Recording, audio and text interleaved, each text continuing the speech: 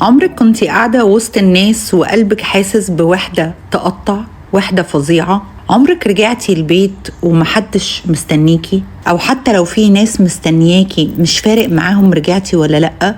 عمرك بصيتي للتليفون ولقيتي إن مفيش رسالة ومفيش صوت؟ لو انتي امرأة قوية مسؤولة شايلة والوحدة بتيجي بالليل أكتر من أي وقت، بخليكي معايا. الوحدة مش ضعف، الوحدة جرح. وفي الفيديو ده هنتكلم عن الوحدة.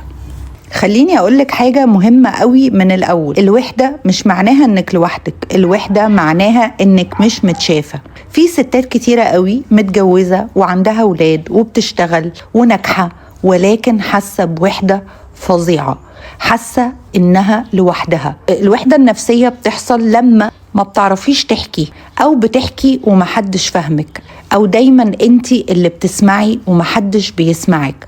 ما بتعرفيش تفضفضي ولا تعبري ولا تقولي اللي جواكي. الوحدة بتوجع، وبتوجع ستات كتيرة قوي. ومن الناحية النفسية الست بتتربى إنها تكون موجودة، حنينة، عطاءة، شايلة على قد ما تقدر، وساعات كتيرة فوق طاقتها. فلما اللي حواليها بياخدوا وجودها وبيفتكروا انها دايما مضمونة ودايما موجودة، او بتتساب من غير اي دعم، او بتتحمل اكتر من طاقتها، الوحدة هنا بتتحول من احساس لجرح مزمن، وساعات بيكون جرح عميق. تعالي مع بعض نشوف قصة الأستاذة ميم. عميلة جاتلي عندها 49 سنة، قعدت على الكرسي، بصت في عيوني وقالت لي: أنا مش لوحدي، بس محدش محتاجني غير لما يحتاج حاجة. بتشتغل وشايلة بيت وربة ولاد، وبتسأل دايما على الكل. أي حد بيطلب منها حاجة بتجري تعملها، بس محدش بيسأل عليها، محدش بيسأل حتى انتي عاملة ايه، ولا حتى عاملة ايه النهاردة بجد. قالت لي جملة وجعتني قوي: أنا بقيت أتكلم مع نفسي أكتر ما بكلم بني آدمين. في الجلسات اكتشفنا إن مشكلتها مش إنها وحيدة، مشكلتها إنها نسيت نفسها. فبدأنا نشتغل على إزاي تقدر تحط حدود، إزاي تقدر يبقى عندها صوت، إزاي تفهم احتياجاتها، وإزاي تتعلم تطلب مش تستنى.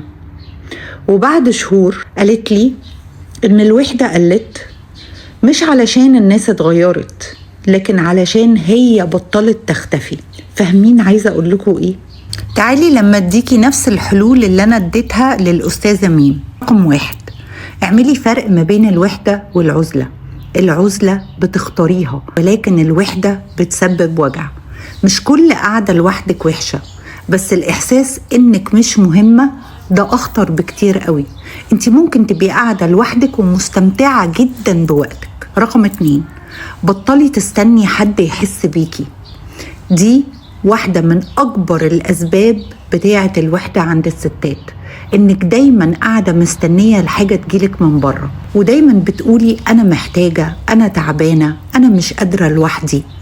فبتدعمي الفكرة والإحساس جواكي. الطلب هنا مش ضعف، الطلب شجاعة. اطلبي اللي انتي محتاجاه بطريقة ذكية. رقم 3: ابني اتصال واحد حقيقي. مش عايزين 100 معرفة ولا 100 صديقة، تشتت فاضي، ولا مروح ومجي، ولا حركة بدون أي مغزى. احنا عايزين شخص واحد، ولو شخص واحد عرفي تكوني نفسك معاه. دوري على الأصدقاء الحقيقيين اللي هيقدروا يساندوكي في الرحلة دي. رقم 4: الوحدة ساعات معناها جرح قديم. كتير من الستات اتربوا على التجاهل، أو محدش كان بيسمعهم وهم صغيرين، فالوجع القديم عمال بيتكرر معاكي. وده مش بيتحل بكلام إيجابي، ده بيتحل بالعلاج النفسي الحقيقي. شوفي لو جواكي أوجاع، اقفي وعالجيها. اللي أنا عايزة أفكرك بيه واللي عايزاه دايما يتردد جوه دماغك، إنك لو حاسة بالوحدة ده مش معناه إن فيكي حاجة غلط، ولا إنك مرفوضة، ولا إن الناس مش عايزة تبقى حواليكي، وأهمها ولا إنك مش محبوبة. ده معناها إن في احتياج اتساب من غير استجابة، وإنتي تستحقي تتحبي وتتقسي وتتسمعي.